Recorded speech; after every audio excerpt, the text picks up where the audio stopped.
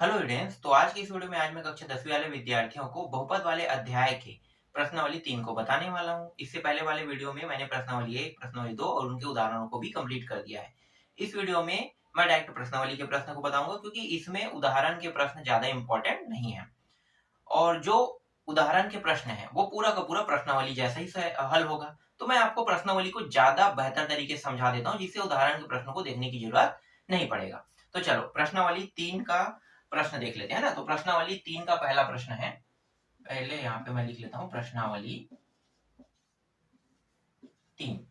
और ये जो प्रश्नावली 3 है इसमें जितने भी प्रश्न दिए हुए हैं उन सभी प्रश्नों को गुणनखंड करना है। ठीक है, गुणनखंड करना है सभी प्रश्नों का। तो सबसे पहले पहला प्रश्न को देख लेते हैं।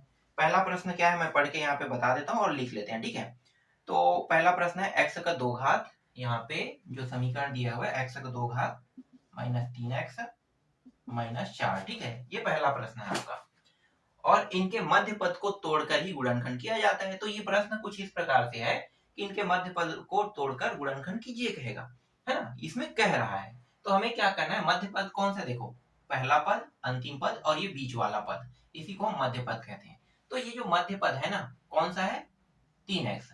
इसी 3x को तोड़कर हमें क्या करना है, गुणनखंड करना है। तो मध्य पद को तोड़कर ही गुणनखंड किया जाता है। तो कैसे किया जाता है गुणनखंड, तो मैं आज इसे आपको बहुत ही सरल और आसान तरीके से बताने वाला हूं।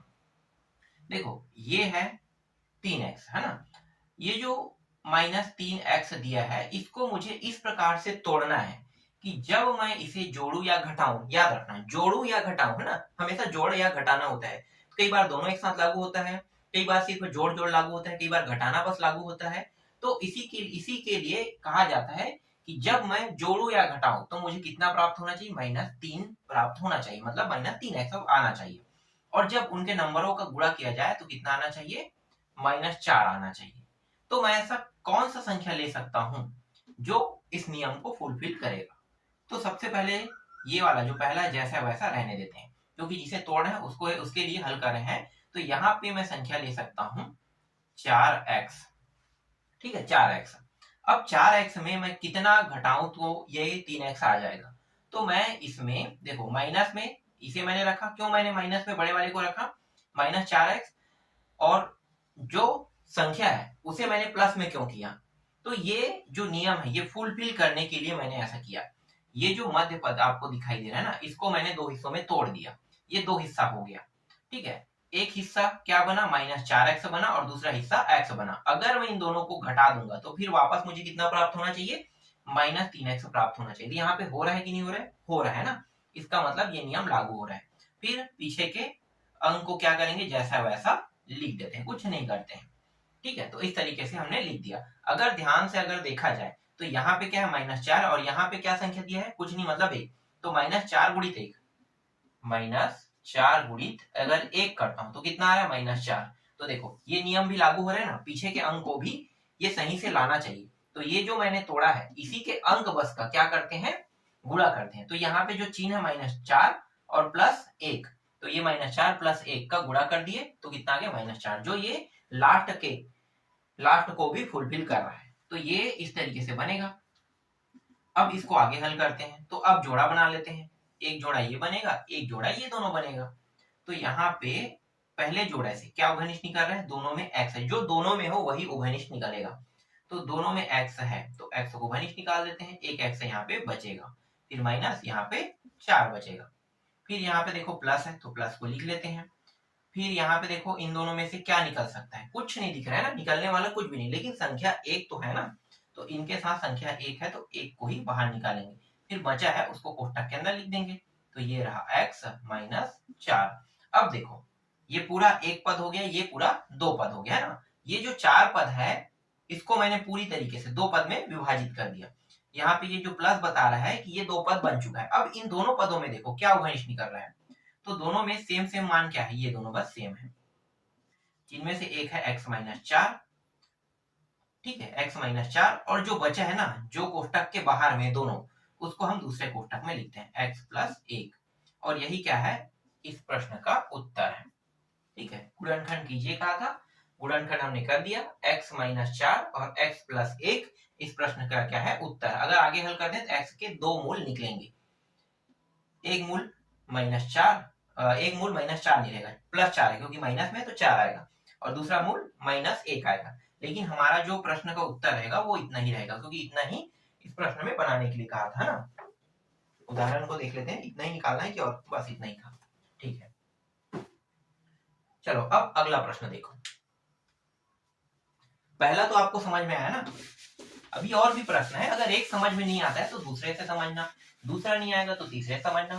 भाई अगर एक प्रश्न अगर आपके दिमाग में बैठ गया ना तो आप समझ जाओ कि आपको पूरी तरीके से ये प्रश्नावली समझ में आ गया। चलो अब दूसरा प्रश्न देख लेते हैं।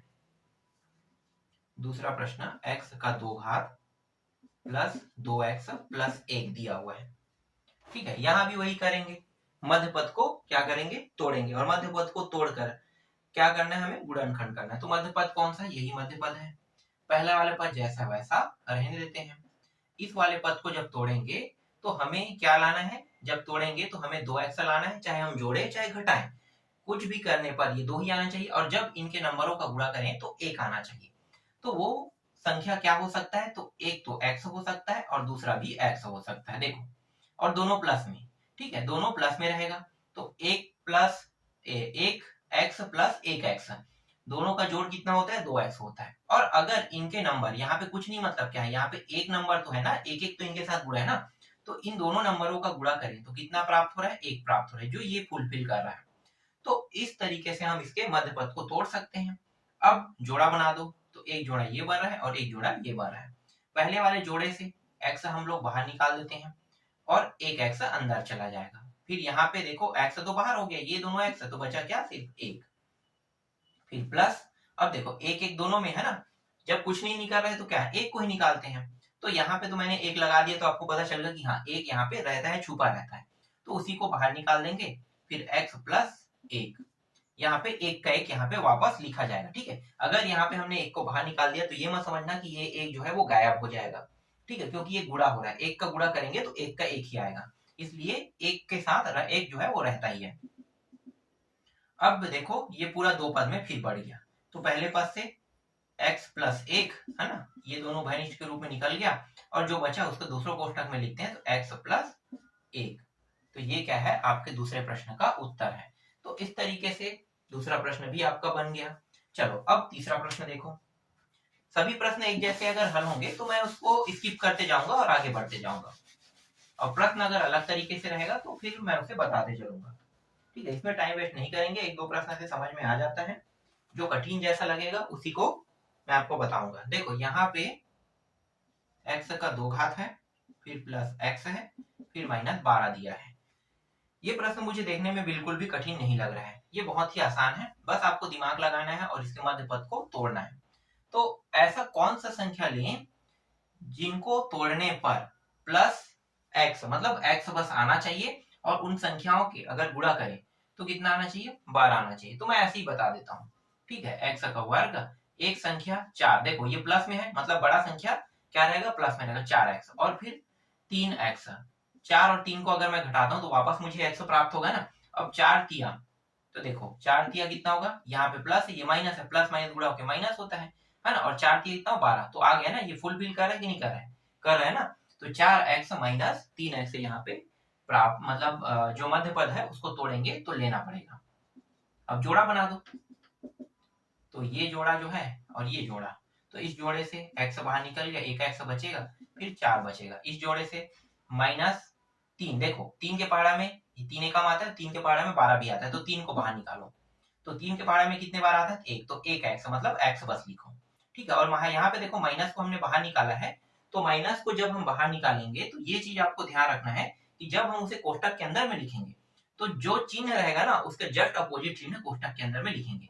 तो ये क्या था, ये जो है माइनस में, तो इसलिए ये जो x जो बचा है वो किस में लिखा जाएगा, प्लस में, और ये भी माइनस में, तो ये भी क्या होगा, प्लस में। और 3 के पहाड़ा में कितने बार में आता है, 4 बार में, 3 एकम 3 चौके 12, 4 बार। तो ये जो 3 उभयनिष्ठ हमने निकाला है ना, तो यहाँ पे 3 लिख दिए, और 3 के पहाड़ा में 12 4 बार में आता है, तो 4 इस तरीके से लिखेंगे।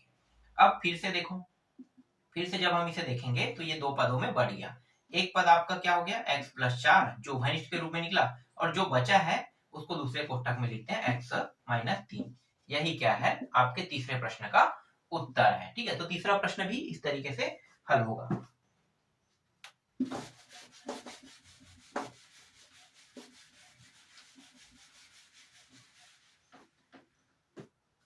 अब चौथा देखो, इसको मिटा दो। चौथा प्रश्न,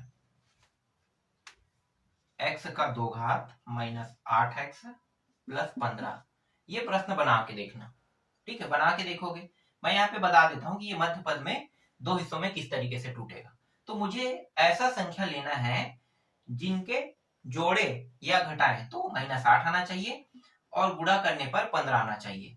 तो मैं यहाँ पे क्या ले सकता हूँ, 5 के पहाड़ा को अगर मैं 3 बार पढ़ूं तो देखो माइनस में 5x और माइनस में 3x दोनों को ले लो। तो माइनस माइनस देखो जोड़ेंगे तो माइनस 5x और माइनस 3x कितना होता है 8।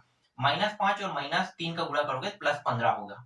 ठीक है, तो मतलब यहाँ पे जो मैं संख्या ले रहा हूँ वो मैं क्या ले सकता हूँ, ये मैं ले सकता हूँ मध्य हिस्से के लिए। ठीक है, तो यहाँ पे मैंने आपको चौथा बता दिया। चलो पांचवा देखो, जो कठिन रहेगा उसी को बस मैं बनाऊंगा। यहाँ पे किस तरीके से टूटेगा ये बस मैं आपको बता रहा हूँ। इसके बाद यहाँ पे देखो x की जगह इस बार t कर दिया, t माइनस 4t फिर माइनस 21। इस प्रश्न को कैसे बनाओगे, यहाँ पे सिर्फ x की जगह में t हुआ है ना, मतलब x की जगह में t रखा गया है। तो देखने पर जरूर ये कठिन लग सकता है पर बनाने पर बिल्कुल भी नहीं है। तो ऐसे प्रश्नों को देखकर घबराना नहीं है, बहुत ही आसान तरीके से सरल तरीके से ये बन जाएगा। ये भी वही प्रश्न है, बस x की जगह t रख दिया गया है। तो करना क्या है, ये जो माइनस 4t है इसको इस तरीके से दो हिस्सों में तोड़ेंगे कि इनके जो जोड़ हो या घटा हो, है ना, कितना आना चाहिए माइनस 4 आना चाहिए और गुणा करने पर कितना आना चाहिए माइनस 21 आना चाहिए।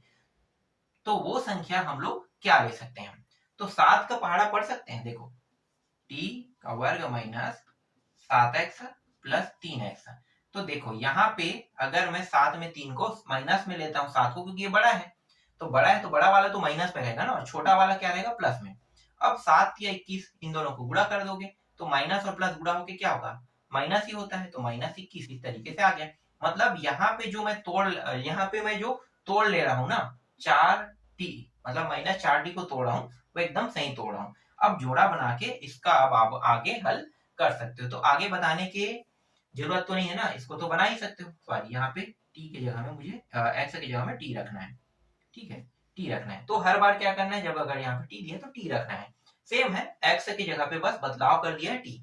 सिर्फ कंफ्यूज करने के लिए ऐसा करते हैं। और जिनको ये समझ में आ गया है या जिनको ये समझ में आ जाता है उनके लिए बिल्कुल भी ये कठिन नहीं रहेगा।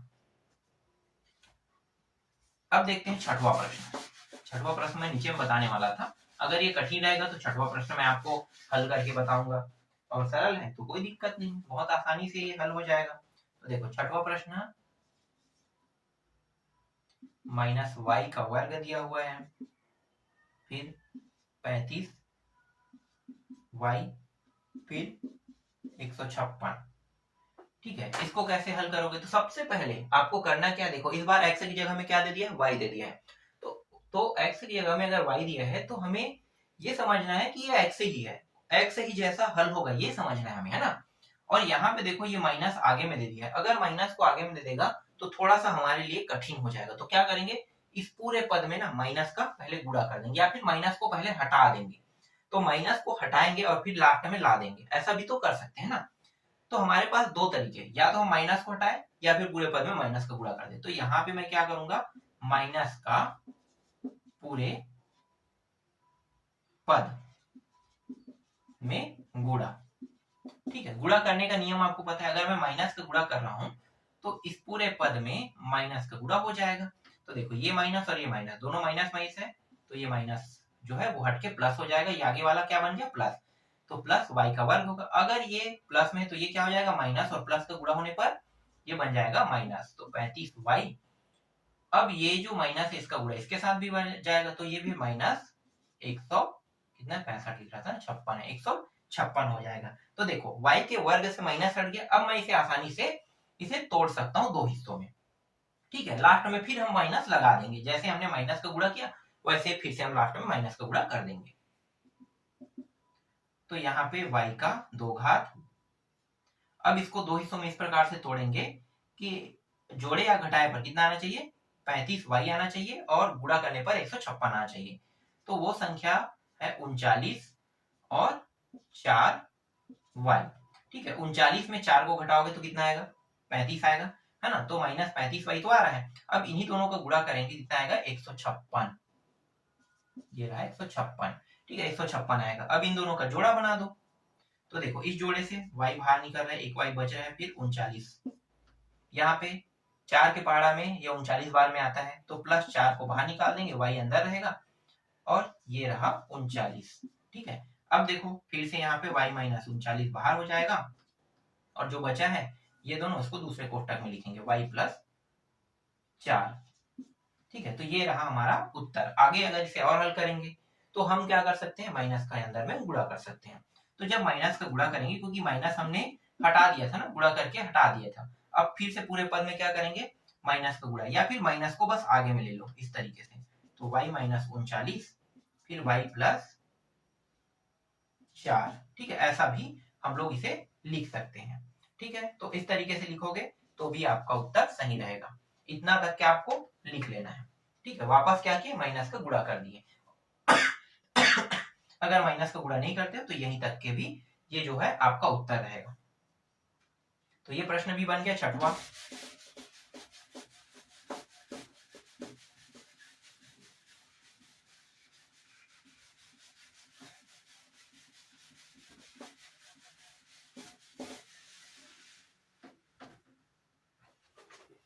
अब इसके बाद 7वां प्रश्न।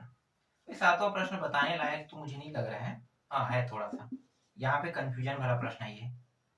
7x - 2x - 5। थोड़ा सा अलग तरीके से, कुछ अलग दिख रहा है ये प्रश्न। क्या अलग दिख रहा है? इस बार आगे में देखो, जो x के 2 घात है उसके साथ कोई नंबर जो है वो गुणा के रूप में है।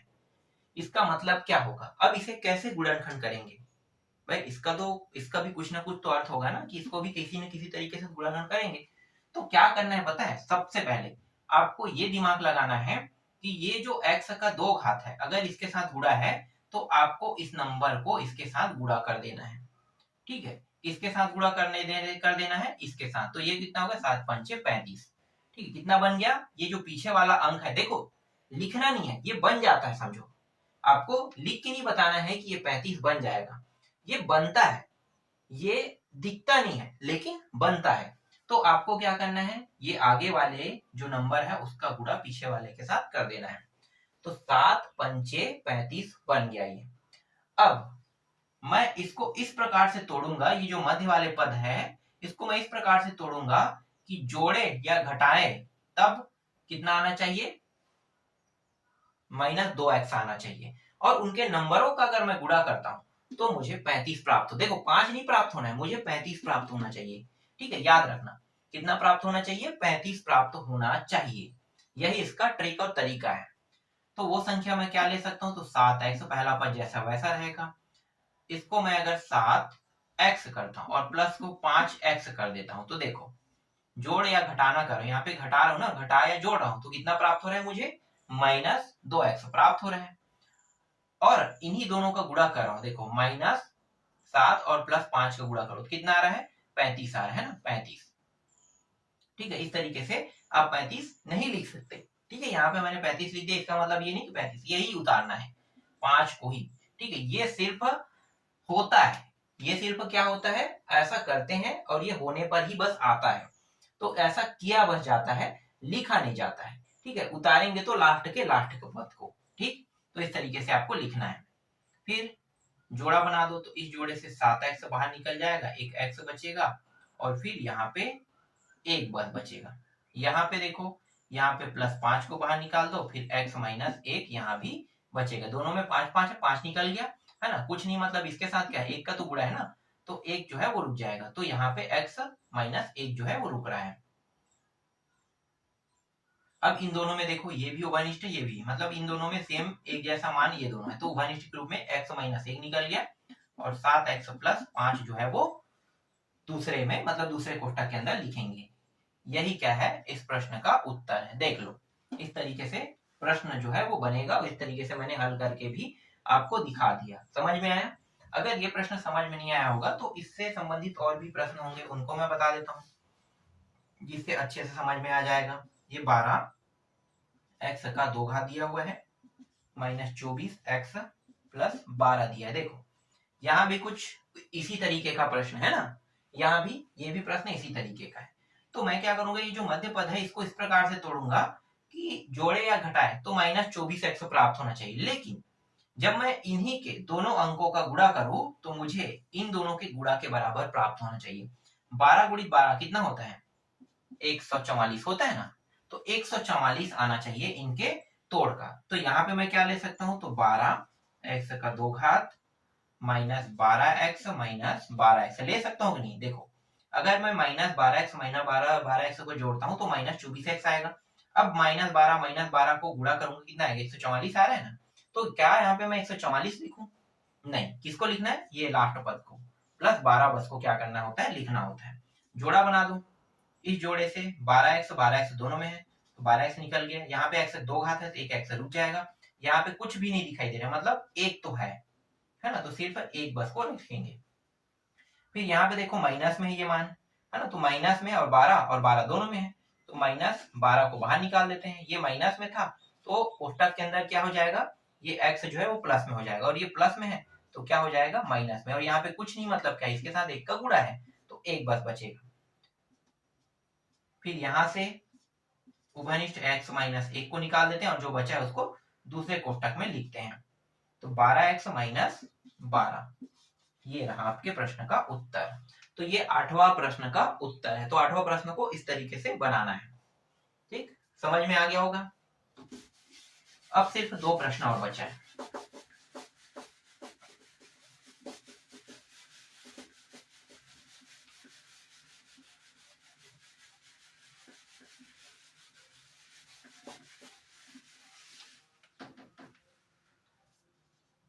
ठीक है, 9वां प्रश्न,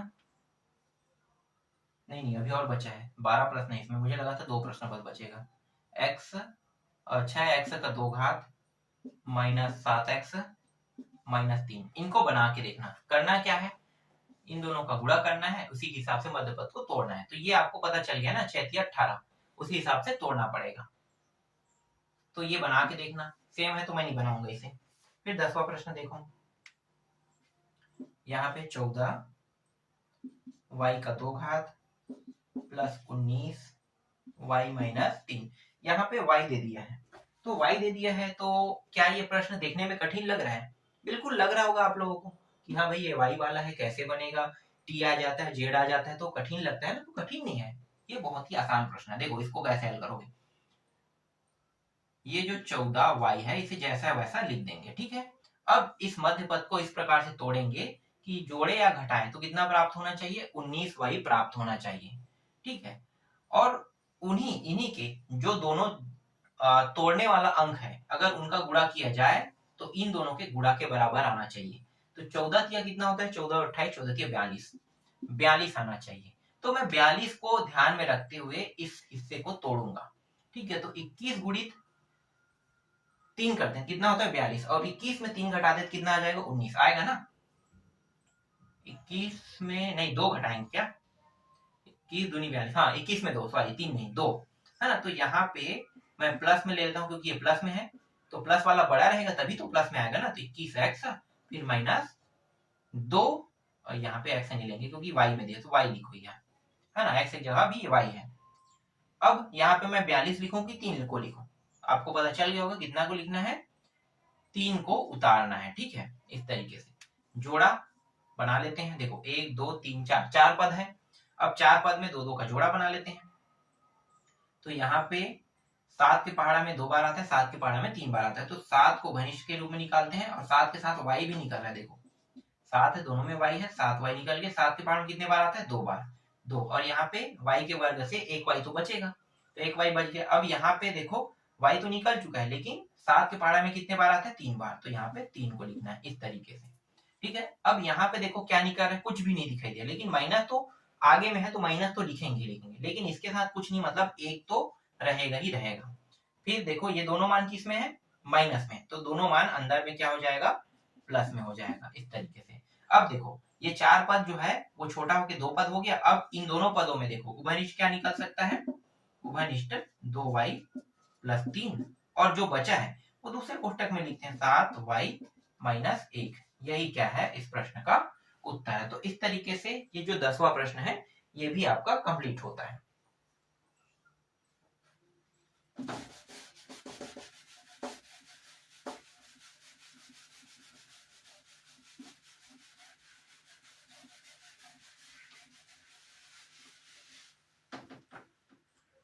चलो अब 11वां प्रश्न देखो। 11वां प्रश्न थोड़ा सा अलग तरीके से है लेकिन बहुत ही सरल है ये भी। 9y 6√3। क्या ये प्रश्न देखने में कठिन लग रहा है? बिल्कुल आपको कठिन लग रहा होगा, मुझे पता है ये प्रश्न कठिन लग रहा है, लेकिन बिल्कुल भी कठिन नहीं है। करना क्या है, पहले इन दोनों का गुणा कर दो। ठीक है, गुणा करेंगे तो कितना आएगा? तो देखो √3 मतलब ये क्या है, आधा 3 है आधा 3 है ना, आधा 3 है आधा 3। अगर आधा आधा 2 बार टकरा जाए तो पूरा 3 बनेगा। तो ये पहले क्या बन गया, पूरा 3। अब पूरा 3 के साथ गुणा क्या है, 6 का, है ना। मतलब आधा 3 के साथ गुणा था, लेकिन ये 3 जब आया अंदर में, तो अंदर में आने के बाद मतलब इसके साथ गुणा हुआ तो ये पूरा 3 बन गया। और पूरा 3 के साथ इस 6 का गुणा कर दो तो कितना हो जाएगा, 6 तिया 18। यहाँ पे कितना आ रहा है, 18 आ रहा है। ठीक है, तो समझो कि लास्ट तक का जो अंक है वो कितना है, 18 है। अब मुझे इस 9y को इस प्रकार से तोड़ना है कि जब मैं इन दोनों को जोड़ू तो कितना है, 9y, या घटाऊं तो 9y मुझे प्राप्त होना चाहिए। जोड़ू या घटाऊं तो मुझे कितना प्राप्त होना चाहिए, 9y। तो वो संख्या क्या हो सकता है, तो ये जैसा वैसा तो हमें हर बार लिखना रहता है, इसे लिख लेते हैं। √3y का वर्ग जैसा है वैसा लिखेंगे। और ये वाला जो है ये 6 के पहाड़ा में 18 कितने बार में आता है, 3 बार में, है ना। तो 6y प्लस 3y। ठीक है, अगर 6y प्लस 3y करके अगर इसे तोड़ते हैं दो हिस्सों में तो 6y प्लस 3y में ये टूटेगा। अब इन्हीं दोनों का अगर गुणा कर दें कितना आएगा, 18। तो क्या यहाँ पे मैं लास्ट में 18 लिखूंगा कि इसको लिखूंगा, किसको लिखूंगा, इसको लिखेंगे, है ना, 6√3। ये सिर्फ हमारे मध्य पद को तोड़ने के लिए और इसके नियम को सही सिद्ध करने के लिए इसका उपयोग हमें करना पड़ता है। ठीक है, हालांकि हम इसका उपयोग कभी करते नहीं, हमेशा इसी पद को उतारते हैं और इसको तोड़ते हैं, जो इसको ध्यान में रखते हुए हमें तोड़ना होता है। तो ये बात आपको पता चल गया। चलो अब इन दोनों को जोड़ा बना दो। तो इस जोड़े से देखो क्या बाहर निकल सकता है, तो इस जोड़े से हमारा बाहर निकल रहा है, देखो यहाँ पे 3 है ना। तो यहाँ पे बहुत सारा कैलकुलेशन हुआ है, अब छोटा छोटा कैलकुलेशन करते हैं। ठीक है, क्योंकि हमें सेम टू सेम मान दोनों से निकालना है। तो यहाँ तो y तो निकल रहा है, ये तो हमें पता है, चलो y तो हमने निकाल दिया। ठीक है, ये √3 को भी निकाल देते हैं। चलो यहाँ पे √3 निकाल देते हैं, तो √3 y निकल गया, तो यहाँ पे बचेगा क्या, सिर्फ y बचेगा। फिर यहाँ पे प्लस, अब ये जो 6 है, ये 6 जो है ये 2 गुणित 3 ऐसा बन सकता है नहीं, बिल्कुल बन सकता है ना। और इस 3 को अगर मैं दो हिस्सों में आधा आधा बांटू तो ये करनी 3 और फिर करनी 3। तो देखो ये जो है दो बार हम इसे 3 इस तरीके से लिख सकते हैं। तो एक करनी के रूप में तो मैंने बाहर निकाल दिया है। ठीक है, यहाँ पे मैंने करनी 3 को बाहर निकाल दिया है। तो अब बचा क्या, ये भी यहाँ से उभयनिष्ठ के रूप में ये जो मान है वो कुछ इस प्रकार से रहेगा, पीछे में y लगा दो। तो ये जो 6y है इसको पूरा इस तरीके से लिख लेंगे। ठीक है, ऐसा लिखने के बाद ये जो करनी 3 और y है ये बाहर आ गया, बचा क्या, 2 करनी 3। तो 2 करनी 3 को कोष्टक के अंदर लिख देंगे। ठीक है, ये हो गया। अब यहाँ से देखो, यहाँ से क्या बाहर निकल रहा है, तो यहाँ से प्लस y तो नहीं निकलेगा, सिर्फ 3 निकल रहा है, 3 निकल रहा है। ठीक है, क्योंकि 3 के पहाड़ा में एक बार में आता है और 2 बार में आ रहा है। ठीक है, तो ये बाहर निकल जाएगा। यहाँ पे y 3 के पहाड़ा में कितने बार में आ रहा है, 2 बार में, और ये करनी 3। तो देखो ये भी सेम और ये भी सेम, बस इन्हीं दोनों को सेम लाने के लिए हमें इन तरीकों का उपयोग करना पड़ता है।